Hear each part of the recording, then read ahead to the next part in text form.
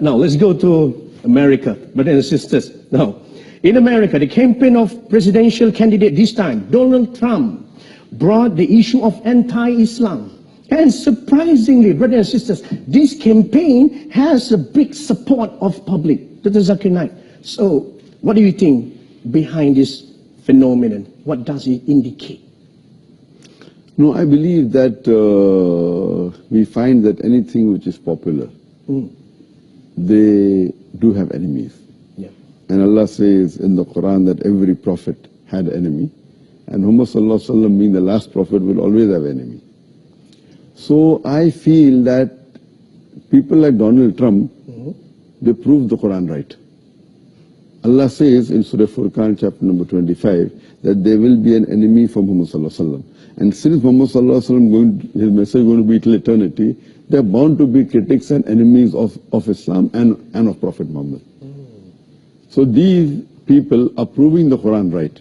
Because in spite of all these things, Islam is spreading.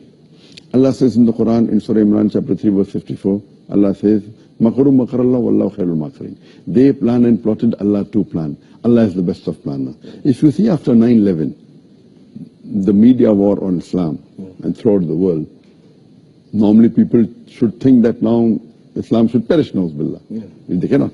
But we find that more people want to know what kind of religion is this.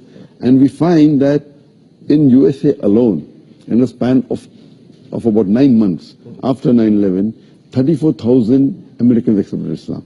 In Europe alone, in a span of 10 months after 9/11, more than 20,000 Europeans accepted Islam. So more they are trying to attack Islam, more Islam is spreading. I believe that such type of people, in the long run, it is benefit for Islam. People want to know what is this religion. And whenever people attack Islam, and we find that in the long run, it benefits Islam. All right. That's fantastic. Now, Dr. Zakir Naik, do you agree if I say that now Muslims are caught up with efforts to restore the image due to Islamophobia campaign in the West? So because of this, they forget to promote noble values of Islam. Yes, I do agree with you. Many a time we Muslims being emotional, we fall into the trap. For example, we know what happened in the Danish cartoons. Danish. It is wrong what they did. We found that most of the Muslim organizations, they left everything what they were doing and they were concentrating on that. They were protesting. Fine, we should protest. But that doesn't mean that we stop our activity. So if an organization was suppose doing 100 points work, they focus all their attention on replying to the Danish cartoon, and out of 100, they only do 5 points work. So imagine if all the organizations do that, it will be a loss for the Muslim Ummah. What we require, there should be specialized organization to take care of this. And I've given a talk on this, how this should be dealt. What we do, we become emotional. Fine, we disagree with it. But don't become so emotional that whatever positive work you are doing, you also stop that. So if he is attacking Islam, we don't leave everything. You leave everything and you only go and reply to that.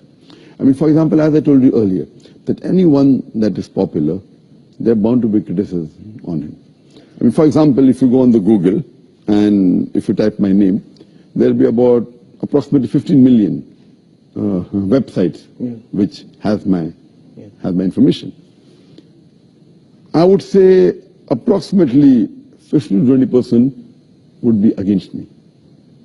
So when a person gets popular, they're bound to be enemies. Initially, I had a perception that when anyone gets popular, the percentage of enemy remains the same. For example, if there are 100 followers, then 1 is enemy. If you have 1,000 followers, then 10 is enemy. If you have 1,000,000 followers, then there will be 10,000 enemy. The 1% remains the same, or 2%, or 10%, or the percentage, it remains the same. But later on, I realized that it's not like that. If you see the seerah of the Prophet Muhammad, when he started preaching Islam, initially he had 5 followers, no enemies. It became 50, 100, no enemies. When it started increasing, then the enemy started appearing. Today, the most popular human being in the world is Muhammad Sallallahu Alaihi Wasallam. Even according to Michael H. Hart, even according to non-Muslims, the most influential human being in the world is Muhammad Sallallahu Alaihi Wasallam. Today, if you know that there are about 1.8 billion Muslims, and maybe another 100 more million maybe non-Muslims who may be liking Muhammad Sallallahu Alaihi Wasallam, you can say 2 billion Muslims who may be liking Muhammad Sallallahu Alaihi Wasallam. But those who are against Muhammad Sallallahu Alaihi Wasallam will be more than 2 billion. Yeah. So because of the popularity, then the percentage of enemies keep on increasing.